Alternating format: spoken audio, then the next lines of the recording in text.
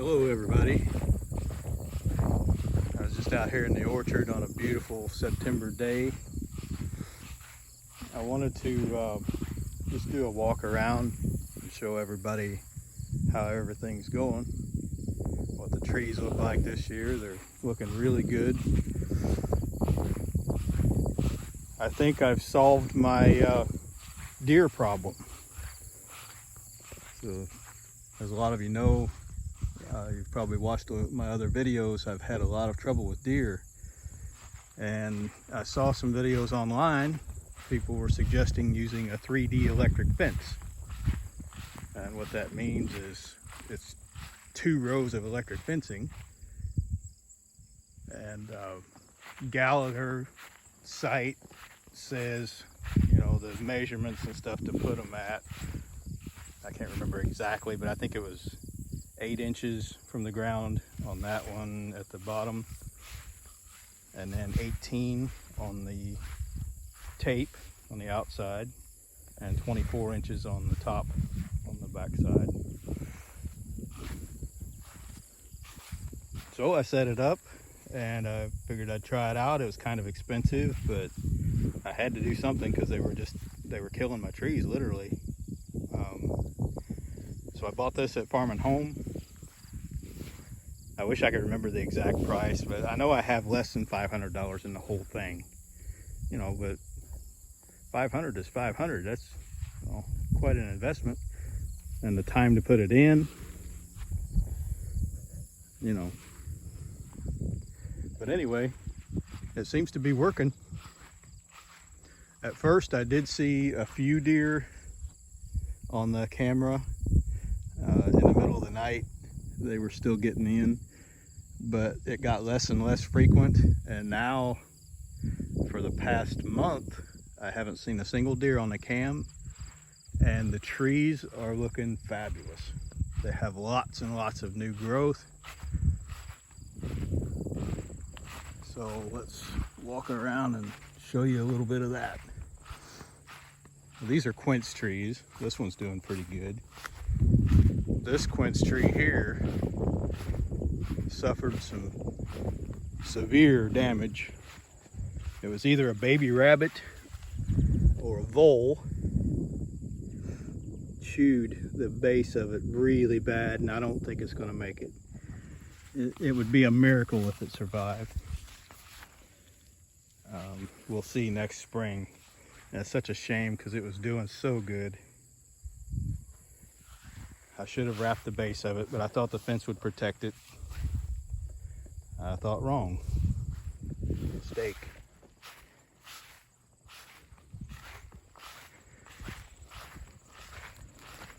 So these grafts, I think I did these grafts this spring, and they are doing great. Not all of them took, but I think all but like 2. All of these that you see here, these are all this year's grafts. There's that Roxbury russet. Some of you might remember from the first video I did.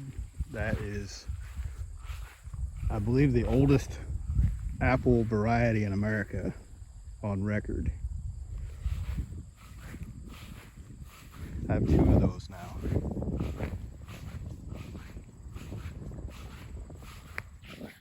I had to support these trees because we've had like over a foot of rain this summer, which is way above what we should have. And of course, I put rootstock on them that is good for drought. Which, you know, I did the opposite of what I should have done. I should have got rootstock that was made for a swamp. But then you never know. Next year we may have a drought. These trees, the last big storm we had, the ones that are all supported now, they were literally blown over at like a 45-degree angle. And when I stood them up, I could see down in the ground, and it was just mud in the hole where they're buried, and like one whole side of the root system was rotted off, and you could smell it was bacterial down in there. So it's root rot from too much rain and not enough drainage. Which I did a drainage test on this site before I ever planted a tree, and the drainage test showed better than adequate for the rootstock and the apple trees that I want to plant.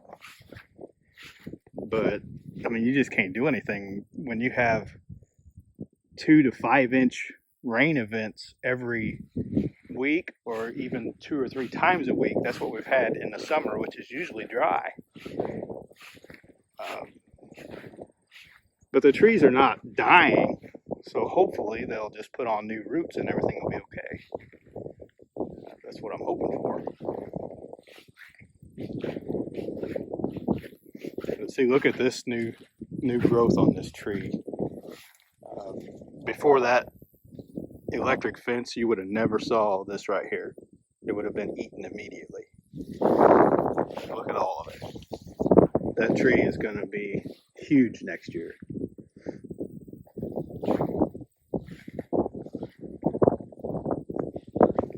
And you see that evidence on every single tree in the orchard.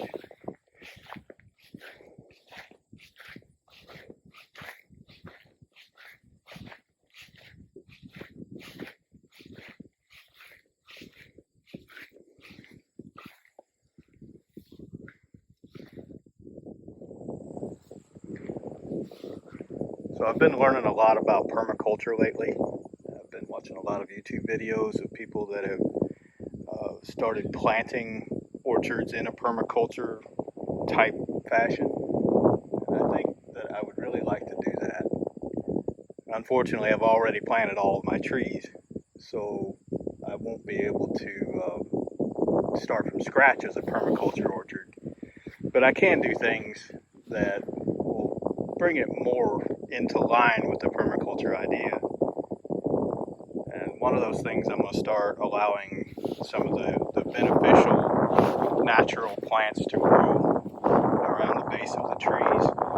Like this here, for instance, this broadleaf right there is curly dock, and I'm going to use it for a chop and drop. I have to look around and see what grows good in my area naturally and take advantage of that. So curly dock has a deep tap root, and it's suggested that brings up nutrients from deep down in the earth that the trees can't reach, and puts them up into their leaves, and then you can chop and drop it and allow those nutrients to feed your trees. I planted some daylilies. My wife had a whole bunch of them up there by the house that were just overgrown, and you got to thin them out sometimes. And I thought, well, I'll just put them out here too. The thing with out here especially, if you don't choose the plants that you want underneath your trees, Mother Nature is going to choose them for you. And here, Mother Nature seems to really like things like horse nettle, morning glory vines, nightshade plants, a lot of stuff that you don't necessarily want. Like the horse nettle, if you've ever grabbed a piece of horse nettle accidentally, you'll never forget it. It will leave, it's almost like a cactus. It will leave needles in your hand. So that's one that I'm trying to get rid of, but it's almost impossible. And I've decided that if there's a bare piece of ground, it needs to have some kind of plant covering that bare piece of ground that I like.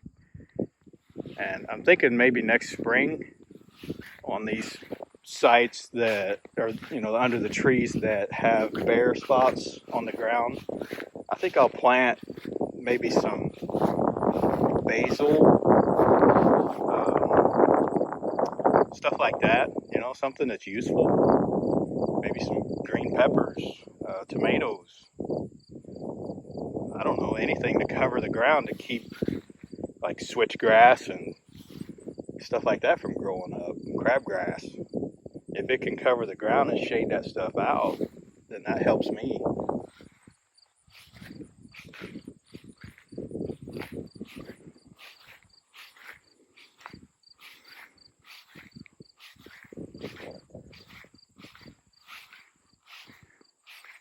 I wanted to show you the growth pattern of these trees in this row.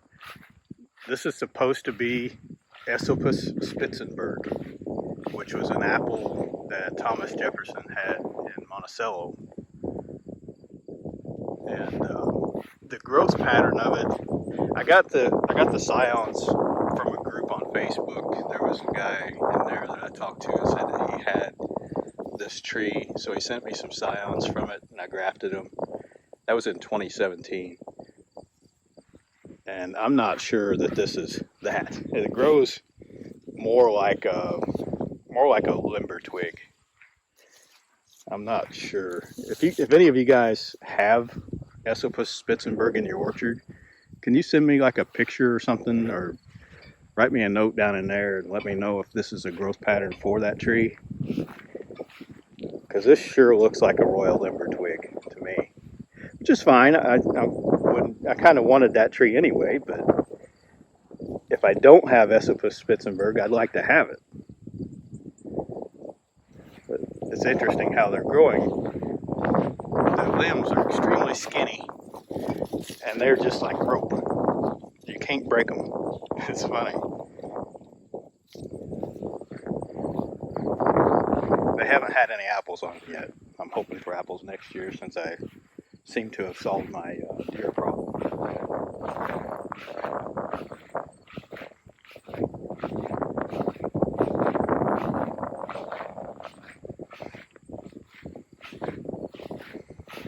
Here's a nice big fat curly duck. See how it shades the ground underneath it. Hopefully it'll keep other things from growing up there. That little tree has been struggling ever since it was grafted. I don't know why.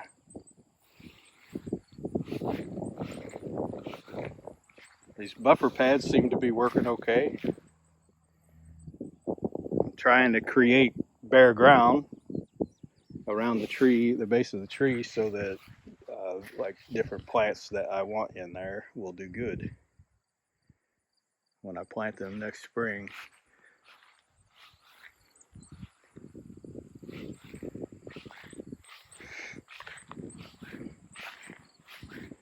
I'm going to try to find some seed packets on sale, like you can get them like 10 packets for $5 and stuff like that.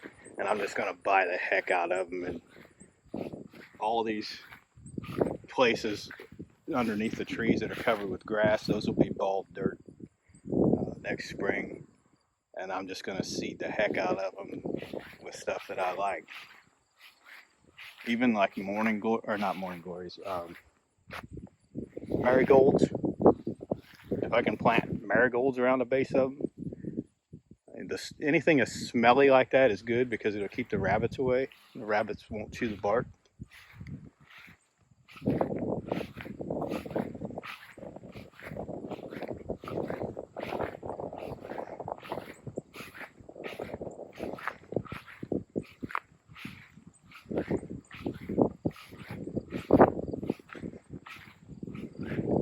Such a beautiful day today.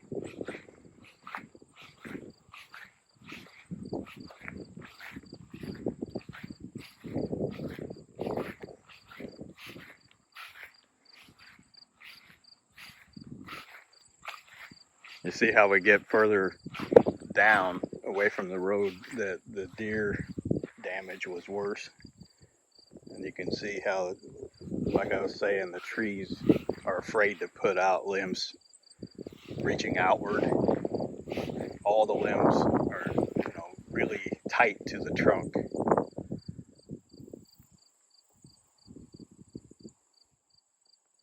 That's a reaction to the deer eating all the ends of the limbs. But now we have that 3D fence, we have things like this, brand new growth that hasn't been touched. So hopefully the tree will react and start putting limbs out. I could tie some of them it down with bricks and string and stuff like that. I've done that before. It's okay. I know a lot of orchards do that.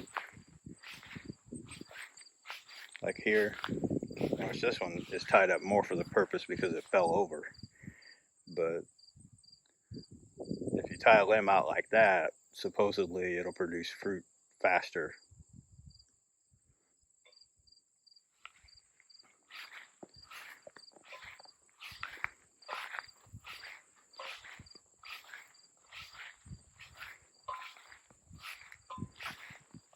This is a winter banana I got from Starks Brothers. I had 2 of those. This one here, and if you can see down there,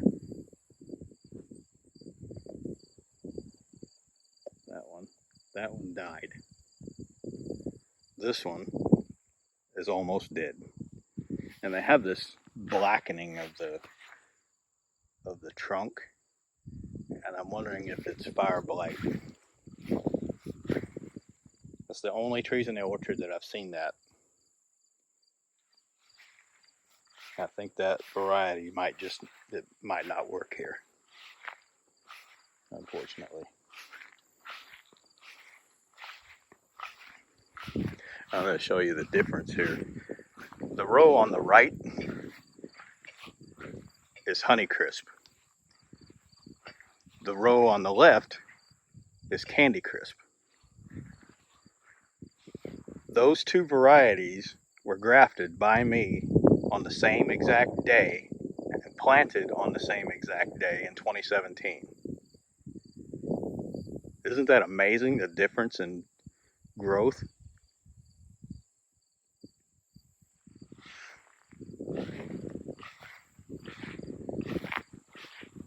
But see, these Honeycrisp, they were also devastated by deer damage. Look at all that new growth.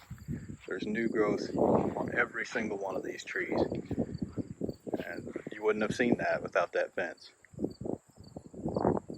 So if any of you guys have an orchard and you're thinking about the fence, the 3D electric fence, I say definitely do it.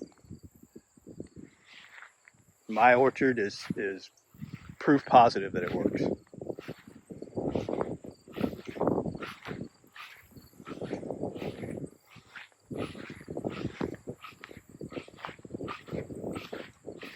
Here's my deer cam right here. I don't have it turned on right now, but that's my deer cam.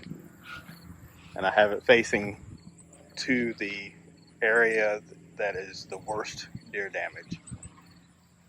Before I would catch deer on it every single night. I would catch deer on it, and now I don't. Like I say, for the last month, I haven't seen a single one.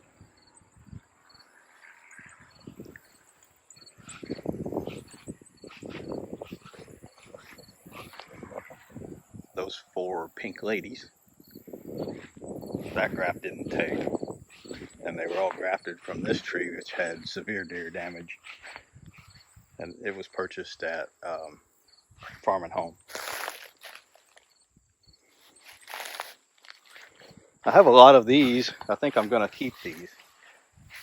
They call these ground cherries, and they make a little lantern looking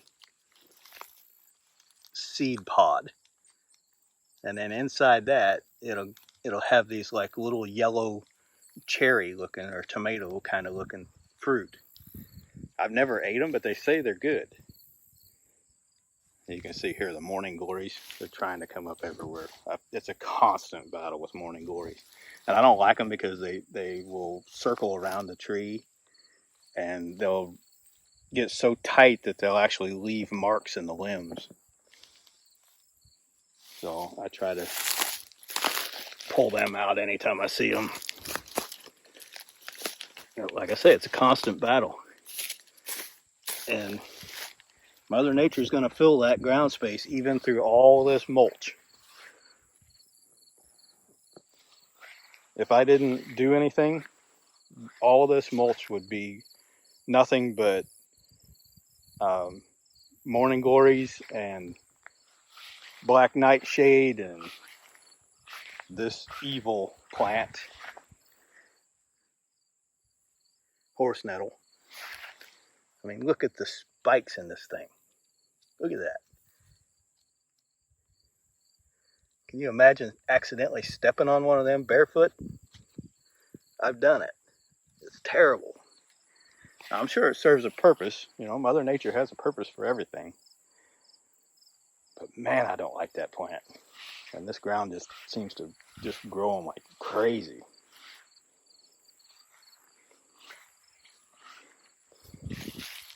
I think I'm going to keep them ground cherries. They shade the ground good. They're not a huge plant. See, that's a nice little plant. I don't see anything wrong with that. It's got pretty yellow flowers on it. There's no thorns. There's no needles.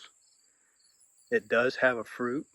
If I want it, I can use it. If not, let the rabbits eat them. Or birds. You know, I don't see anything wrong with that plant. I'm going to keep it. I might encourage it, actually. I might take the seeds and start spreading them. Look at how this poor tree did. It's just really hugging the trunk all the way up.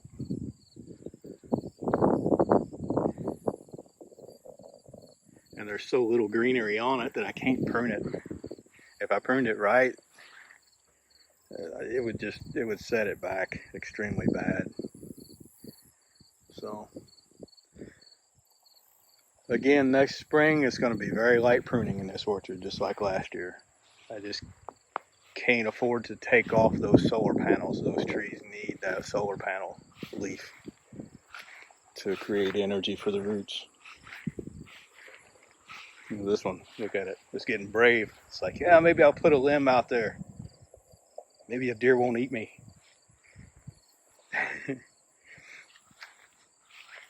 That's funny. The more time you spend with these trees, the more you get to realize that they are actually a living being. And they have a purpose. And they're trying really hard to do what they're supposed to do.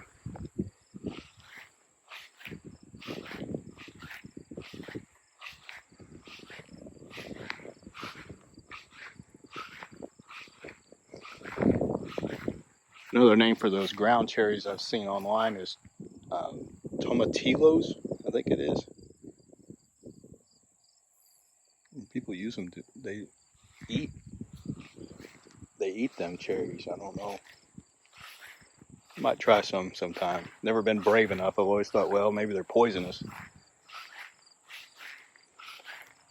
Another example is just afraid to put its limbs out.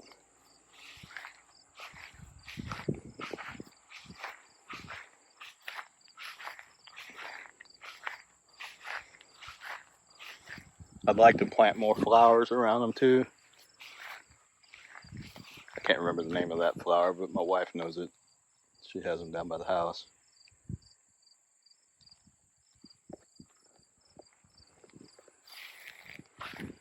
Look at all the new growth on that one. This is Golden Delicious, by the way, this whole row. It's starting to get a little brave.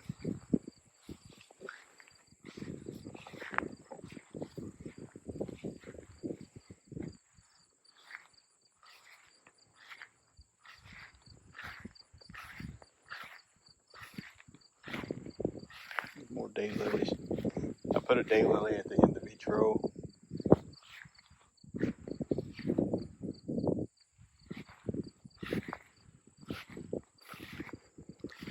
I used to think that plants that like that, you know, if you plant them at the base of the trees, that they would take the nutrients away from the tree.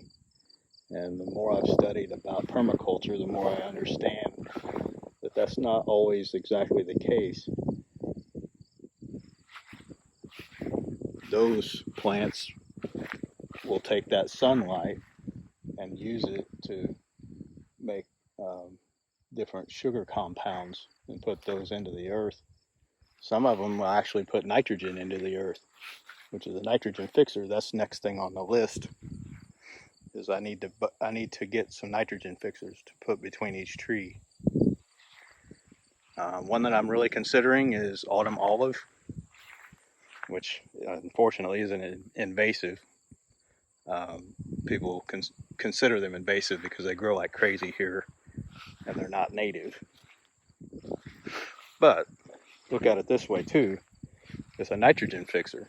So if you're going to have an invasive, isn't it a good thing for that invasive to be a nitrogen fixer? To replace nitrogen back into the ground? And it can be trimmed and maintained. In fact, you want to prune nitrogen fixers because that's how they release the nitrogen from the nodules around their roots. Is you prune them back, and then it'll release some of that nitrogen that your trees can use. Had some caterpillar damage here. I don't know what kind of caterpillars they were, but it's not a big issue. I don't worry about things like that anymore. When I first started the orchard, I was all worried of everything. Like if I saw a spot of fungus, I was spraying it with neem oil. And I've gotten to where I've learned that the trees, they will take care of themselves for the most part, unless it's something really that they can't fight, like fire blight. Some species are just prone to it, and they just can't make it past it. A lot of people are concerned about cedar apple rust. Look at all the cedar trees I have right here. Cedar apple rust was a problem at the very first because the soil that these trees are planted in is so poor. And now that the root systems of most of the trees is doing really good, they've been able to build a tolerance up to it. And I haven't seen hardly any cedar apple rust on these trees this year. And I think that looking into the future, there may not be a problem with it, that's great, That's another reason to go to permaculture, is for the tree's natural immunity. The systems that we don't really understand that goes on underground, the relations between different plants and different trees, we don't really understand that stuff. And if you look at the way nature does things, I think Mother Nature is a lot more intelligent than we are. So why not try to encourage the natural order? Mother Nature, with the ground, she won't leave a bare ground very long. She'll put crabgrass there if she has to cover that bare ground. And then we fight it.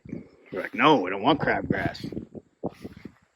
So then what's Mother Nature do? Oh, let's put some horse nettle in there then. Oh, we don't like that either. So we're creating problems for ourselves.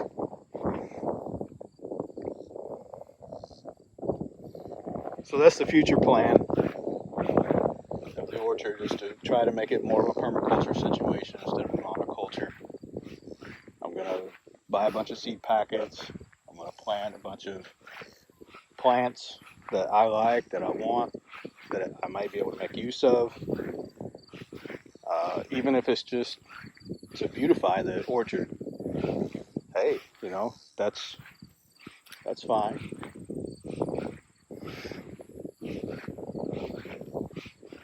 Pruning is not going to be the top of my priority list like it used to be. I used to think, I need to prune these trees an exact certain way, and I need to shape them and all of that. That is really low on my priority list. Right now, my priority list starts with converting to a permaculture situation. That's number one. Number two, disease control until they can naturally handle it themselves. I think I've already pretty much got that. Selected some species that are really healthy here. I don't have any issues with disease. Number three goal is to never ever have to spray. Spraying is expensive, time consuming, it's unhealthy. I don't want to do it. I don't ever want to spray.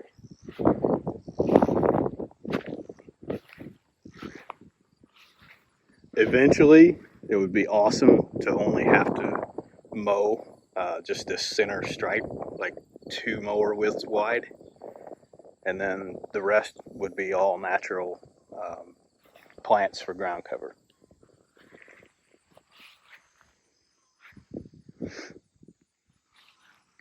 It'd look wild, which my wife don't really like. She likes things to be orderly, and I don't blame her. I like things to look orderly too, but the health of the orchard is more important to me right now.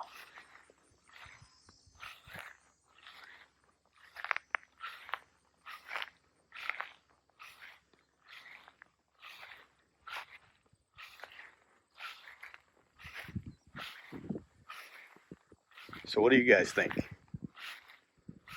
What direction would you take your orchard in if you had this orchard yourself? Would you go the more conventional way, like what I have here?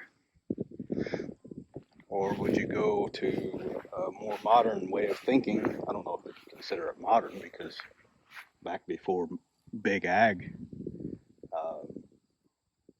it was common to plant everything around everything.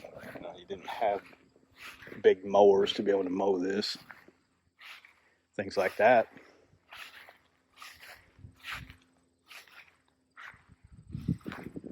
It's kind of progression and regression at the same time, if you think about it.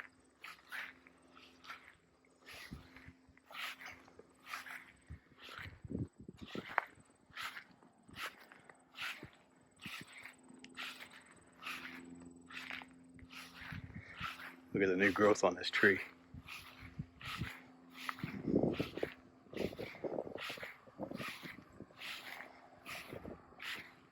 Did you know you can look at a tree or any plant as far as that goes, and you can see whether that tree is happy or unhappy? If you spend time with it, you spend time with that plant, you can tell. This is Duchess of Oldenburg, and look at it. It's so happy. Look at all the new growth. Everything's reaching for the sky. It's sturdy. It's upright. The proportions are perfect. It's a very happy little tree.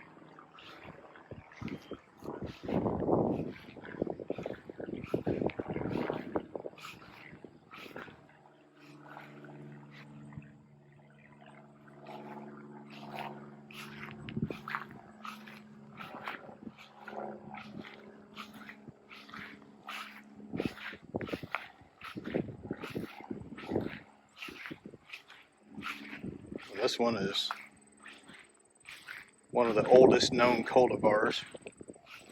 It's white pearmain from 1200 AD. It's a happy looking tree too.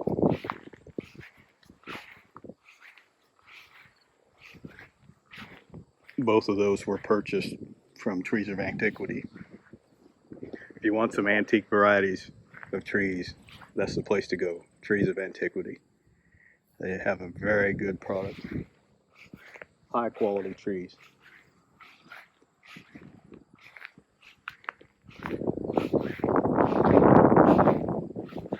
Look at this little tree here. This is this year's graft. Look how tall it is. That fence post is 6 feet tall.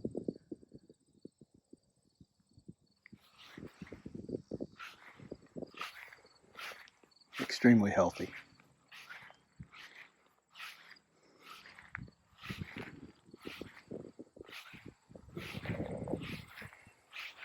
Well, I think I'm going to cut this video here, and I'm going to edit some, try to get it down to a nice length. So I'll try to get it posted today. I know it's been a long time since I put a video out, but it's like, when do you find the time, I work a full-time job. I take care of this orchard. I take care of 20 acres of property here. You know, just the mowing takes up my whole days off pretty much in the summer. But yeah, if you guys are considering, even just for your garden, you know, or anything like that you're having deer trouble with, I highly recommend this 3D fence. It's worked perfectly. I wish I would have done it when I first planted the trees. This orchard looks so different. It's not hard to install, you know. Just takes, I think I did all this in one day. Of course, my elbow has been hurting ever since because I used a hammer to hammer the electric fence post in. That's my own stupidity. I'm too old to be able to do work like that. My joints hurt. So I'm gonna sign off. I'll catch y'all later. I'll try to get another video in maybe next spring. Thanks.